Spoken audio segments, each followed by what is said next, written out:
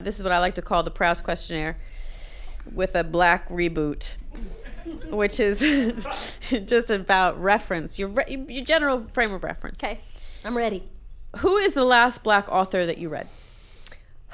Toni Morrison, Song of Solomon, really, because I was giving it to my daughter. I was sending it off to her school. And you know, Toni Morrison's such a great author that as you start packing it, you're like, oh, let me just read. And then you're like, she's in the my middle North of it. Star. Isn't she the best? Yeah.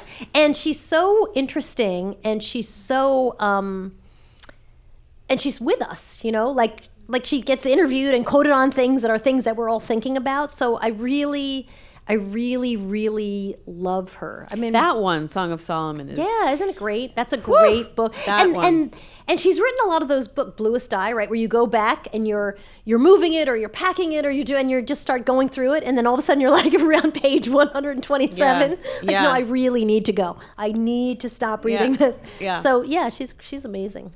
I love that she's alive. You know, I love that she is. You know, she comments on things happening in the news. And she's so, I mean, she has been prescient about where we are for decades and decades, but she just calls it straight out. And I sort of toggle between, you know, kind of picking up the conversation, keeping the conversation, and her saying, which is, y'all have a problem, white people, take me out of it.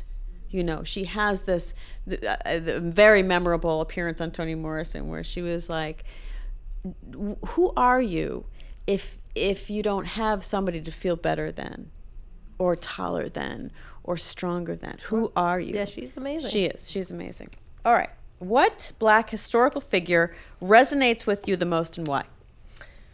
Oh, that's a good question. You know who I think would be really interesting was Sally Hemings would be great, only because I was reading an article the other day and I had no idea that she was 14 and Jefferson was 47. Woo! Did you know that? You know, they often talk about his mistress, his love, his other. She was 14.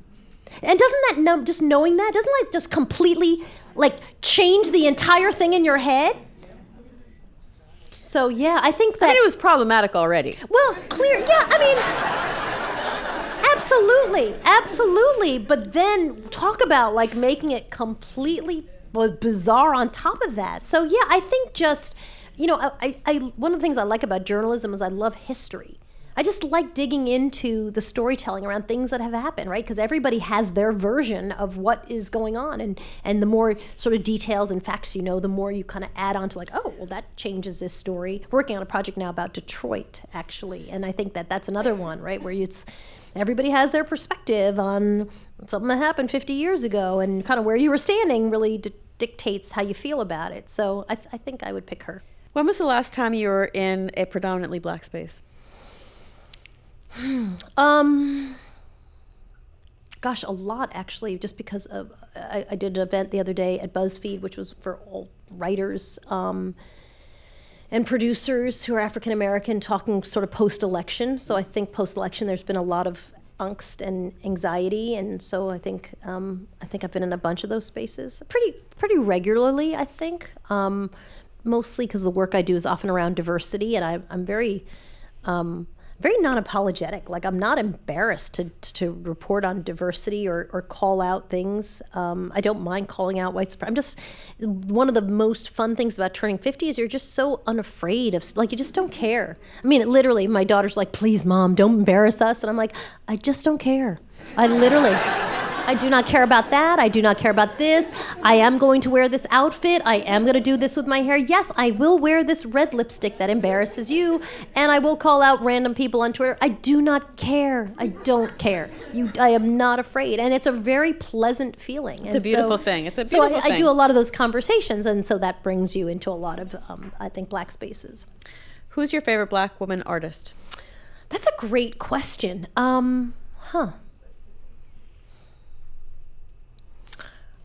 I think probably Carroll Walker would be my favorite. I don't own any. I cannot possibly afford anything that she has. But if I could fill my apartment, because I think I have a couple prints. Oh, yeah, jealous. Just so beautiful and makes you think, right? people like that, you're like, damn you for making me think. Why? I shouldn't have gone. I just think her stuff is so interesting. So I would probably put her, as probably many people would, at the top of my list. I think there's been a lot of Cuban artists. I was in Cuba, I go a couple times a year. My mom's Cuban, and I go visit my relatives and usually do some work. And so there's a lot of Afro-Cuban artists whose work I own, who are not really famous at all, just kind of people I've bumped into. So I probably have a fair amount of that, and some Haitian artists who do a lot of work in sequins, which is beautiful. If you ever have a chance to look at the Haitian artwork, where they really do it all in sequins, it's amazing. It's beautiful. So I own a little bit of that, but I don't know that there are even artists whose names I know, or they're just work that I kind of picked up when I was on the road. What would you like to ask me? Tell me about New Hampshire. Oh, dear Lord. Which aspect? So you were adopted? I was. And your parents are white? They are. When did they sit you down and have a conversation with you about race, and how did they handle it? They didn't. Oh, well. And so when I was probably 7 or 8, I wrote my first essay. Precocious. I am a black child. My birth mother was 17 and couldn't keep me, so she had to give me away. I am a black child. So I had a sense of it. I watched Sesame Street, and I watched Electric Company, and I fantasized that Easy Reader was my birth father. I was entirely exoticized in this all-white town. When I was little, I was precocious. I was, I wrote stories. I performed plays. I walked up. I was, my nickname, my husband's nickname for me and my girlfriend's is Activity Jones. Like, I really, just out there in the world. It wasn't until, my 5th grade teacher told me that I was very pretty for a black girl. And then I had, bosses and friends, all white students, and, the whole, go to the prom. You can't go to the prom with her. We're not going to take pictures. All that stuff happened.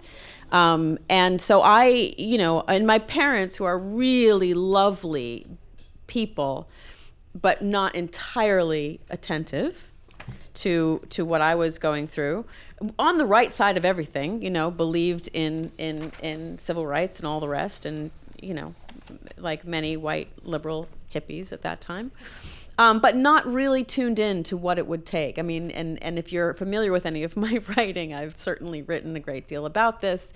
Just sort of the resentment factor and what is involved if you're a white parent and you're adopting a black kid, and what that means. It's really a commitment that goes beyond love is the answer.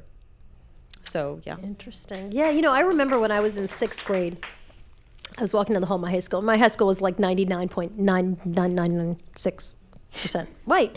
And I remember a kid stopped me and he said, "So if you're a nigger, why don't you have big lips?" And I remember so much of my junior middle school state just trying to process information, how do you answer this question? Maybe this is not a question you should be answering at all. Just keep walking. I mean, so much of my memories of that time in my life were and it was on the surface a very happy childhood. I think my parents were really boring people, which is great for a child, right? To have no drama, but the race thing and my parents also really didn't have a good strategy, because their MO was just listen, just power through it. What you need to do is go to a good college. And there were 6 of you, right? Yeah, and so I think we had power in the numbers, but which certainly helped. And but I mean, in terms of your mom being the sole black parent, which I think is, you had her. Yeah, but you really had your siblings who all looked like you, right? So as you were dealing with your hair, they were dealing with their hair. Right. You were dealing, so my mom was just, right, listen, your hair doesn't matter. Listen, what you need to do is study. What you need to do, that sort of thing, right? Boys don't matter. Good, you don't have a boyfriend? Great. All the wrong, who's going to give you the wrong answer every time? Where your sister might actually hook you up with some useful information. So I think really just that power in numbers was really much more helpful. Because my parents also, their attitude was, and I think some of this was coming from foreign countries, right? Which was like, listen, we have come to America you are in a good school, you get the most out of the school, go to a good college, this is what the whole plan was. So whatever the blah, blah, blah, your hair doesn't wing like Farrah, I do not give a shit at all. Like we don't care. We literally do not care. You just need to go and do well in school, and and like all the other stuff will fall into place. And some of that is true, but I think sometimes you do want to have those conversations when everybody else in an entire community is living a very different life than you're living.